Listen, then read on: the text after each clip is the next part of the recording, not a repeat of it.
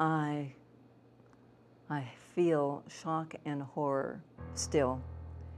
I'm very concerned because I see increasingly kids and people growing increasingly distant from one another, where people are mattering less, and particularly for kids, and things and charge, excitement, and instant gratification far outweighs kids learning how to relate. And adolescence is a time, anyway, of such huge confusion that if kids don't have a strong connection from the time they're young, doesn't have to be with family, but with someone. You know, I've read and I believe that it takes just one person to make a difference. One person to recognize a kid, to give them tough love, to speak with them, to be with them. And when that doesn't happen, I think we start to see people as commodities, to be used, to be abused, to be thrown away, to get on and to stay with charge.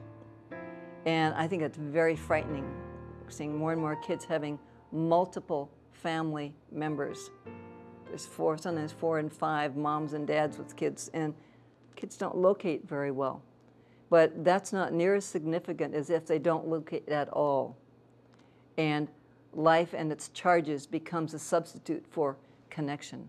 I believe we, as adults, are becoming more paranoid.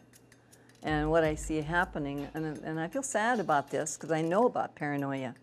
I know how vigilant one is and how scared you are to reveal. And I see people revealing less easily, more cautious about what they say, wondering how it will be received. So as a world, we're more cautious. And my fear is that as we become more cautious interpersonally and less known, what we'll attach to is like a nationalism or a political bent or a religious bent, and that will become a substitute for the engagement of persons one-to-one. And that becomes then a creation of walls rather than boundaries and connection.